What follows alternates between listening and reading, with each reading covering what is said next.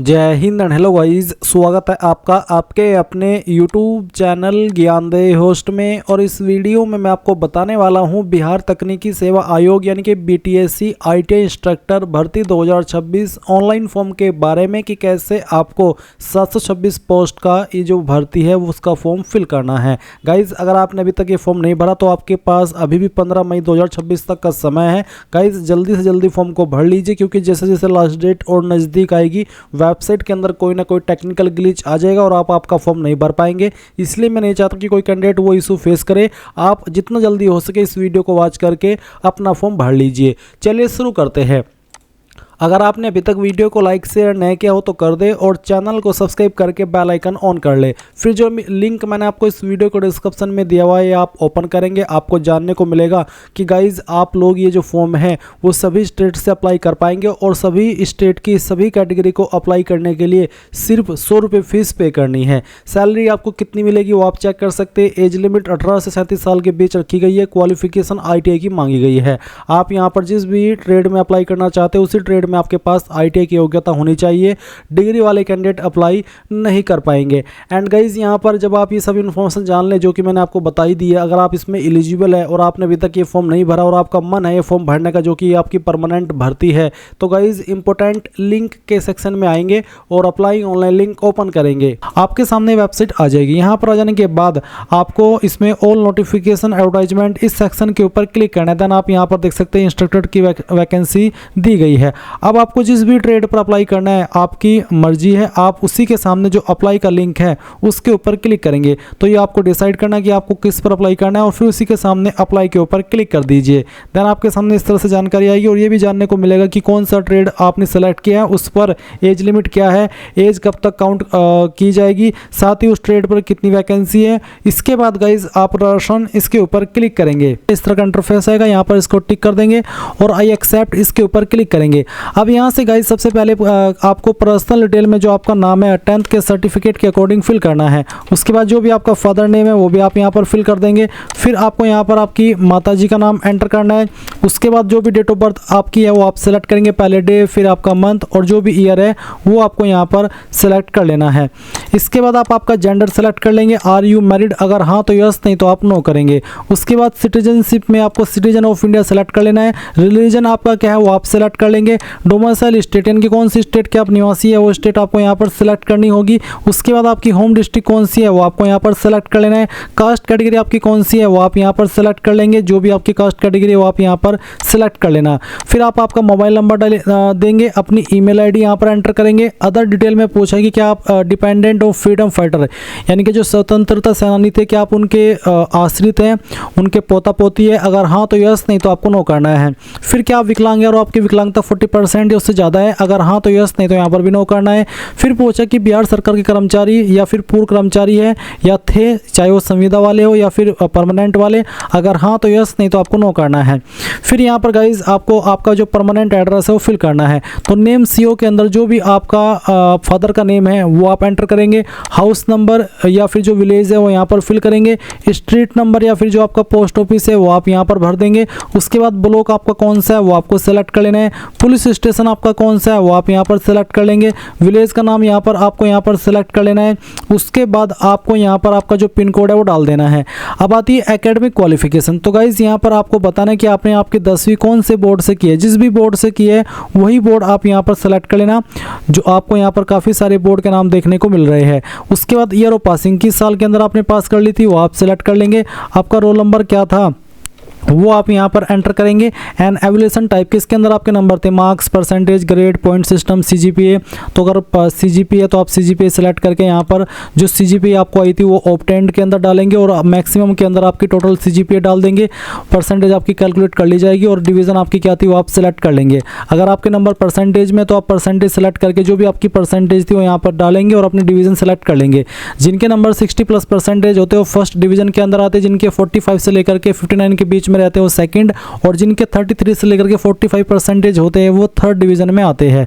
तो अगर आपको पता है आपकी डिवीज़न दिए गए इंस्ट्रक्शंस के अकॉर्डिंग तो आप यहाँ पर सिलेक्ट कर लेना।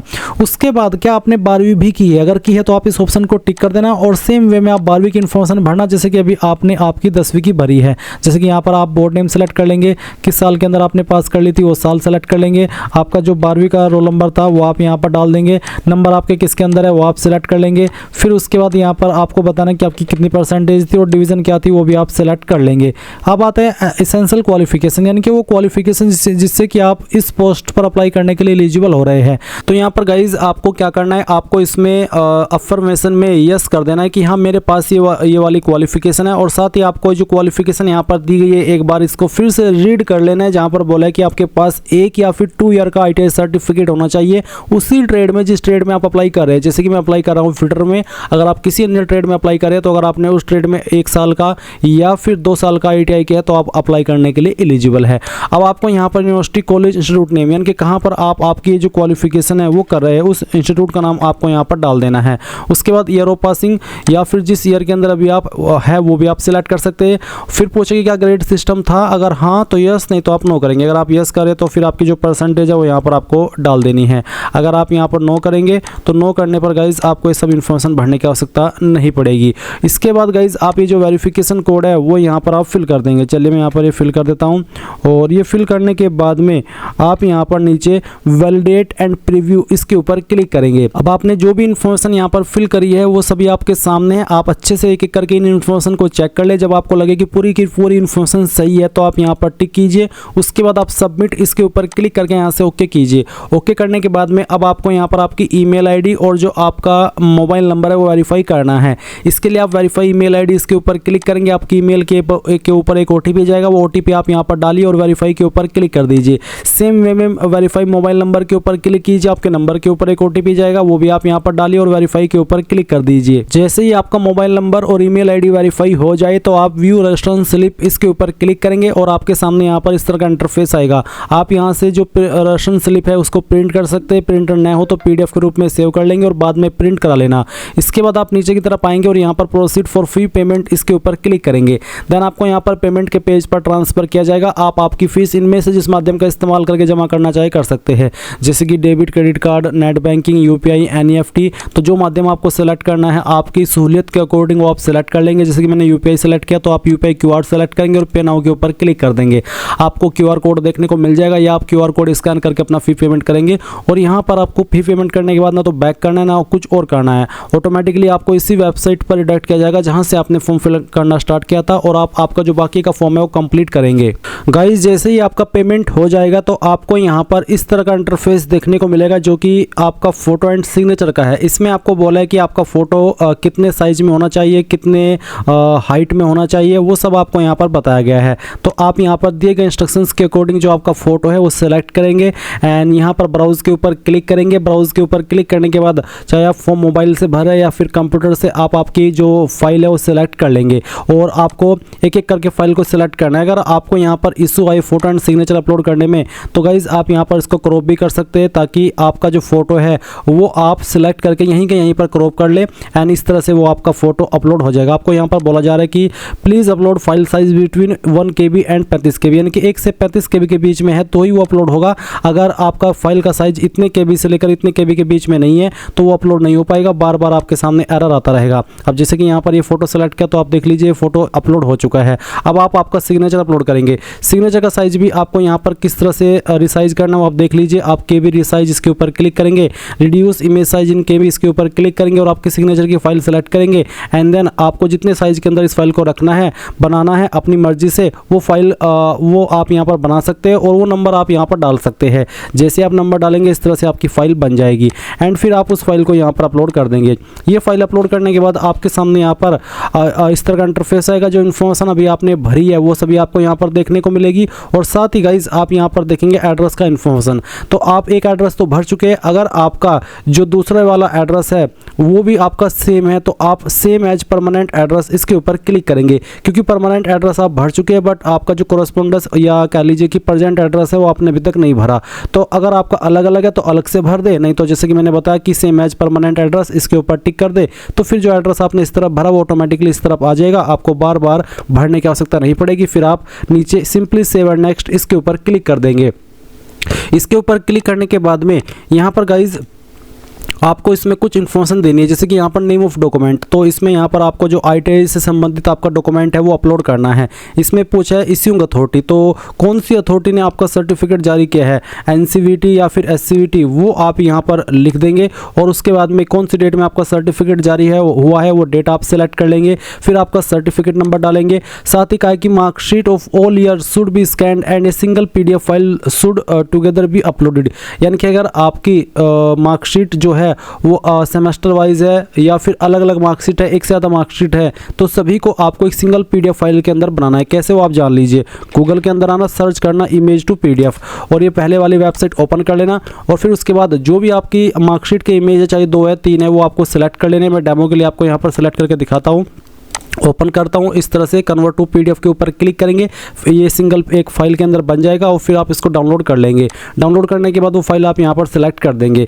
इसके बाद गाइज आप यहाँ पर देख सकते हैं नीचे मार्कशीट इशू डेट भी दी गई है। ऊपर तो है डिग्री इशू डेट और नीचे है मार्कशीट इशू डेट, तो आपको डिग्री इशू डेट अलग से भरनी है और मार्कशीट इशू डेट अलग से भरनी है। ऊपर आपको आपका डिग्री का सर्टिफिकेट अपलोड करना है और नीचे आपको यहाँ पर मार्कशीट अपलोड करनी है। तो गाइज ये चीज़ आपको समझ में आ गई। जैसे ही आप ये दोनों चीज़ अपलोड कर दे तो आप नीचे की तरफ आएंगे और जो आपकी अलग इन्फॉर्मेशन है वो आप यहाँ पर देंगे। जैसे कि यहाँ पर डॉक्यूमेंट ऑफ क्वालिफिकेशन में एज प्रूफ देना है, जिसमें कि आपको ये देना अनिवार्य है। और आप इसमें आपका 10th का सर्टिफिकेट दे सकते हैं। तो आपको इश्यूइंग अथॉरिटी में बताना है कि आपका 10th का सर्टिफिकेट कौन से बोर्ड ने जारी किया है, जैसे कि BSCBN के बिहार बोर्ड या फिर CBSE या फिर UP या फिर जिस भी बोर्ड ने किया हो इश्यूइंग अथॉरिटी में, उसी बोर्ड का नाम आप लिख देंगे, चाहे शॉर्ट फॉर्म में चाहे लॉन्ग फॉर्म में। इश्यूइंग डेट यानी कि सर्टिफिकेट आपका 10वीं का कब जारी हुआ है वो डेट आप सिलेक्ट कर लेंगे और अपना सर्टिफिकेट नंबर 10th का वो भी आप यहाँ पर डाल देंगे। अपलोड के ऊपर क्लिक करके आप यहाँ पर इस डिटेल्स को अपलोड कर देंगे। फिर आप यहाँ पर रेसिडेंस प्रूफ में डोमिसाइल सर्टिफिकेट अपलोड करेंगे, जो कि देना अनिवार्य है। और गाइज यहाँ पर आप इश्यूइंग अथॉरिटी में बताएंगे कि आपका डोमिसाइल किस अथॉरिटी के द्वारा जारी हुआ है। मैं आपको यहाँ पर डेमो के लिए दिखा रहा हूँ कि आपका जो निवास प्रमाण पत्र है वो किस तरह का होगा। ये UP स्टेट के द्वारा जारी एक निवास प्रमाण पत्र है। कुछ इसी तरह का दिखने वाला आपका भी जो निवास प्रमाण पत्र है वो होगा। उसमें आपको यहाँ पर देखने को मिल जाएगा सक्षम अधिकारी के बाद में लिखा है उप जिलाधिकारी, तो आपको देखना है सक्षम अधिकारी कहाँ लिखा है और फिर उसके बाद में जो भी पोस्ट लिखी है वही पोस्ट आपको यहाँ पर इसमें लिख देनी है इश्यूइंग अथॉरिटी के सेक्शन में। उसके बाद आप यहाँ पर इशू डेट, तो इशू डेट यहाँ पर गाइज आप देखेंगे जारी दिनांक के सामने लिखी है, तो जारी दिनांक के सामने जो भी डेट लिखी है वो डेट आप यहाँ पर सिलेक्ट कर लीजिएगा या फिर उसमें यहाँ पर आप भर दीजिएगा। उसके बाद सर्टिफिकेट नंबर, तो सर्टिफिकेट नंबर आपको प्रमाण पत्र क्रमांक के सामने जो भी नंबर लिखा है वो नंबर आपको यहाँ पर फिल कर देना है और अपलोड के ऊपर क्लिक करके इसको अपलोड कर देना है। उसके बाद सेम वे में आप यहाँ पर कास्ट सर्टिफिकेट अपलोड करेंगे। अगर आप SC ST OBC है, इश्यूइंग अथॉरिटी में आप क्या डालेंगे वो भी आप देख लीजिए। ये मेरे पास एक कास्ट सर्टिफिकेट है जो कि UP स्टेट के द्वारा ही जारी हुआ है। इसमें आप देख सकते हैं सक्षम अधिकारी के बाद में लिखा है तहसीलदार, यानी कि इसको तहसीलदार ने जारी किया है। तो आप यहाँ पर जो भी अधिकारी ने जिसको इसको जारी किया है उस पोस्ट का नाम आप लिख देंगे। इशू डेट भी आप यहाँ पर इसी तरह से देख सकते हैं, जारी दिनांक के सामने लिखी गई है। और फिर आप यहाँ पर सर्टिफिकेट नंबर भी प्रमाण पत्र क्रमांक के सामने जो नंबर लिखा है वो देख करके यहाँ पर भर देंगे और अपलोड के ऊपर क्लिक करके इसको अपलोड कर देंगे। एंड उसके बाद गाइज जब ये इन्फॉर्मेशन आप भर दे तो आप आइडेंटिटी प्रूफ में कोई एक ID सेलेक्ट करेंगे। फिर आपने बताना है कि ये जो ID है वो कौन सी अथॉरिटी ने जारी किया है। जिसने भी जारी किया है वो आप यहाँ पर लिख दीजिए। फिर कौन सी डेट में जारी हुई है और उसका सर्टिफिकेट नंबर क्या है वो आप डालेंगे और फिर उसके बाद सेव एंड नेक्स्ट के ऊपर क्लिक करेंगे। अब आपके सामने इस तरह से फाइनल सबमिशन का पेज आएगा। अब आपको यहाँ पर इसमें I accept the above declaration में यस करना है, प्रीव्यू फॉर्म के ऊपर क्लिक करना है और जो भी जानकारी आपने शुरू से लेकर अभी तक भरी है वो सभी आप अगेन एक बार चेक कर लेंगे। और जब आपको लगे कि सभी जानकारी सही है तो गाइज आप अपने फॉर्म को फाइनल सबमिट कर देंगे। इस तरह से आप आपका Bihar ITI instructor online form 2026 भर पाएंगे। Thanks for watching. जय हिंद।